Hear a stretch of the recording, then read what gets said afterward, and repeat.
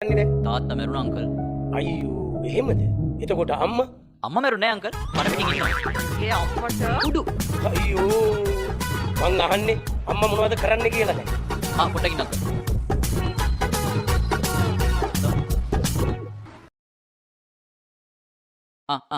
අම්මා බුලත් ටිකක් කාලා කෙල ගහන ගමන්ලු. මට නම් තේරෙන්නේ නැහැ මං කොහොමද ජීවත් වෙන්නේ කියලා. ඒක තමයි අංකල් මටත් හිතා ගන්න බැරි. ආරණෝයි මනුස්සයාව.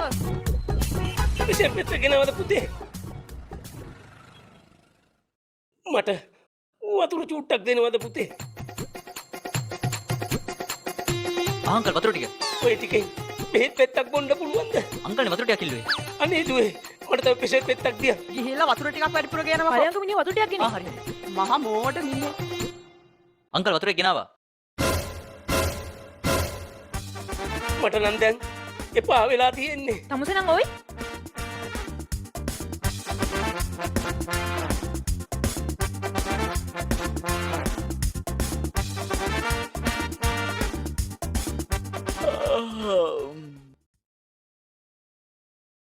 පුතාගේ මූනේ හරි මාන්සි වෙනුමන්නේ තියෙන්නේ. රෑ නිදා ගන්න පරක් වුණා අංකල්.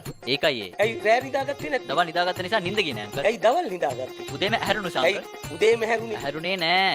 රෑ පරක් වෙලා නිින්ද ගියේ නැති නිසා උදේ වෙනකන් ඇහැරලා හිටියා. ඇයි රෑ පරක්කු වුනේ? ඇයි මං කිව්වේ දවල් නිදාගත්ත කියලා? ඇයි දවල් නිදාගත්තේ? උදේ වෙනකන් නිින්ද ගියේ නැති නිසා. එතකොට උදේ ඒකෙත් වැඩි ජෝන් බාස්ටම අයියෝ. එතකොට උදේ අපි ගෙදර ගිහිල්ලා තීරණයක් අරගෙන වචනයක් දෙන්න. හොරගත්තේ මේ පාර? අංකල් වතුර එක. අයියෝ මට නම්